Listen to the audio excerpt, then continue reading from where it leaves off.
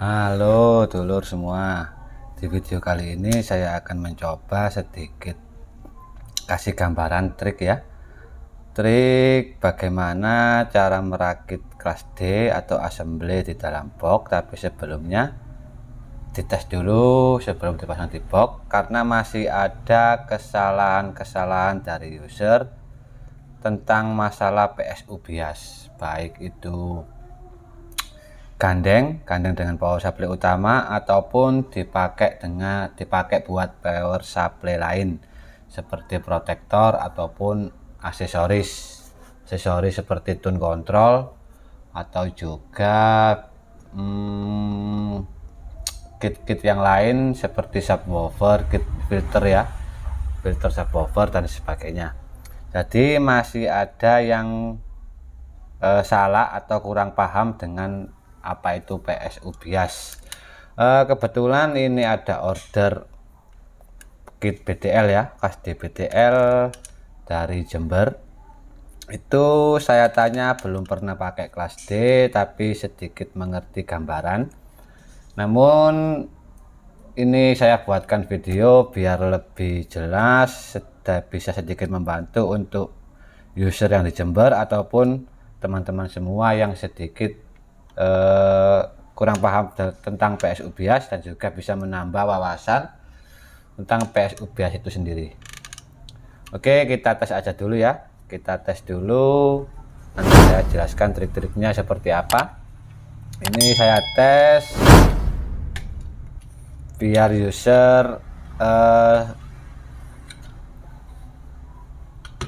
tahu kalau kit ini juga saya tes normal. Nanti kalau ada kesalahan biar enak analisanya seperti itu. Ini kita tancapkan dulu PSU nya ya. Ini saya nggak buat konten untuk WOW-an atau buat konten untuk menarik viewer, menarik apa, enggak. Ini cuma saya buat video konten YouTube ini untuk user saya, dan kalau bisa ya bermanfaat untuk yang lain seperti itu. Oke, ini input balance ya, input balance nya. Sedangkan ini potensionya usahakan pakai 10 kilo ataupun bisa 20 kilo, maksimumnya pakai 50 kilo aja untuk maksimumnya. Ini power supply utama, ini speaker, ini PSU bias, jangan sampai terbalik ya. Ini PSU biasnya saya pakai ekstra dari SMPS. Ini untuk DCO nya.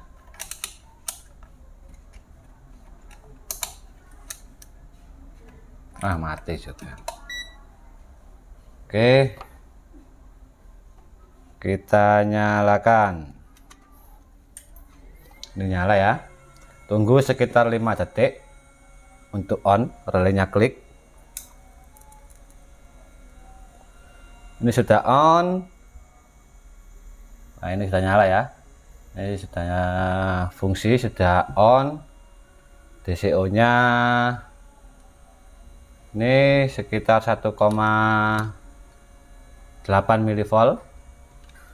Ini kita tes PSU opem-nya.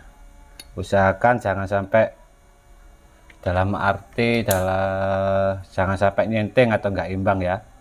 11,6, 11,9, sedikit lah nggak apa-apa di belakang koma.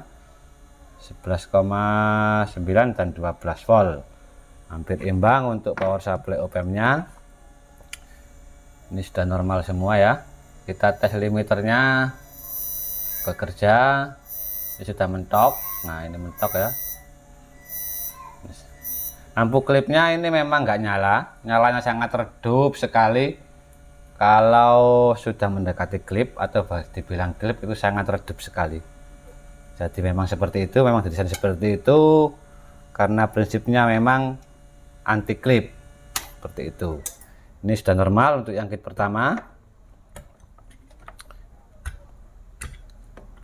Kita coba untuk yang kit kedua ya.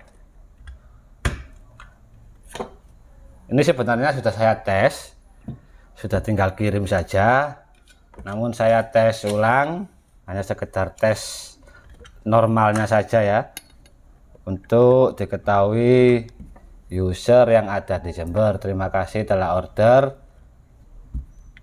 semoga normal sampai di sana, nggak ada kendala, dan semoga juga puas dan tentunya bermanfaat. Ini tes yang kit yang kedua. Nanti di akhir video saya jelaskan triknya ya, biar nggak ada salah paham antara user dan penjual atau perakit, biar kalau ada kerusakan itu sama-sama enak, sama-sama gampang menganalisa dari mana kesalahan itu sendiri. Ini kita nyalakan untuk yang kit kedua.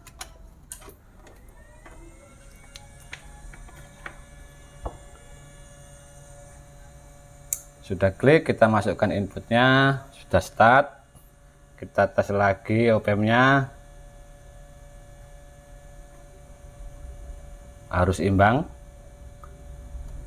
karena op-amp ini faktor penting ya, atau penting untuk supply PWM-nya, seperti itu. Ini kita load, juga bisa fungsi, LED-nya nyala semua, limiternya bekerja, DCO-nya berapa itu? Lari-lari ya. Bentar. Nah itu 1,2 mV. Oke, kit yang kedua normal. Sekarang itu triknya bagaimana awal mula atau pertama kali saat Anda order kelas D itu hendaknya dites dulu per kit. Jangan langsung dirakit di dalam box, atau dites dulu per kit seperti ini ya, dites dulu pakai musik atau pakai apa untuk mengetahui bahwa kit ini normal. Dites per kit karena nanti kalau sudah dirakit dalam box itu nggak ada kendala, ataupun kalau ada kendala itu bisa cepat menganalisa, bisa cepat dicari solusinya karena dites di luar box. Dites per kit itu normal. Kenapa saat di dalam box itu jadi ada trouble, entah troublenya itu dengung, meledos atau apalah ya macam-macam. Jadi usahakan tes pertama kali setelah kit datang, setelah order, dites di luar box atau dites per kit. Kalau dirasa semua normal, itu baru bisa dirakit di box, tanpa memindah apapun, tanpa memindah LED indikator ini. Kenapa? Kalau langsung dirakit di dalam box langsung dipindah, itu terkadang tata letak dari kabel LED itu sangat berpengaruh, sangat bisa terinduksi atau terpengaruh frekuensi liar, terutama untuk LED proteknya. Jadi jangan dipindah dulu, dites aja di luar box. Setelah itu normal, dirakit di dalam box tanpa memindah apapun. Setelah normal semua baru bisa dipindah LED-nya secara satu demi satu dan dirapikan kabelnya. Jangan sampai di atas kit, jangan sampai ada kabel input, audio input dan AC di atas kit. Terus untuk masalah PSU bias itu masih banyak kesalahan. PSU bias ini saya ambil dari Extra SMPS. Itu jangan sampai dibuat power supply lain ya, misalkan power supply protector atau power supply grid yang lain. Usahakan hanya dipakai untuk bias dan benar-benar ekstra. Maksudnya benar-benar ekstra ini kita ukur minnya PSU bias ini nggak gandeng dengan ground power supply utama. Jadi kalau diukur antara min PSU bias ini nggak gandeng dengan ground utama, seperti itu ya. Jadi benar-benar ekstra atau groundnya benar-benar terpisah dari power supply utama. Itu kalau untuk pakai ekstra dari SMPS. Terus untuk masalah power supply bias lagi itu harus stabil di 12 volt atau drop sedikit sampai 11,5 atau maksimum 13 volt DC. Itu sudah sesuai toleransinya ya. Jadi usahakan pakai regulasi baik Zener ataupun 7812 yang dikuatkan dengan transistor stabil di 12 volt DC, baik naik to diesel atau listrik PLN naik turun, PSU biasnya tetap stabil di 12 volt. Oke, itu tadi trik sebelum rakit di dalam box. Jadi usahakan tes di luar box dulu, pastikan kondisi kit setelah order, setelah sampai dibuka itu dites per kit. Kalau dirasa semua normal baru bisa dirakit di dalam box.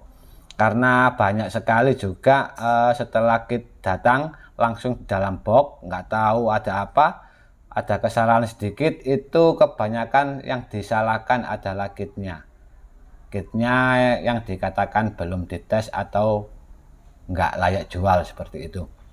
Jadi usahakan dites dulu di dalam box, setelah dirasa normal semua baru bisa dirakit di box.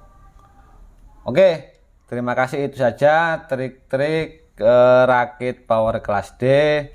Semoga bermanfaat untuk semuanya. Kurang lebihnya mohon maaf dan terima kasih sekali lagi, terima kasih ya buat user saya yang ada di Jember. Terima kasih atas orderannya. Semoga bermanfaat dan semoga menjadi hobi mahal yang bermanfaat. Oke, terima kasih. Assalamualaikum warahmatullahi wabarakatuh.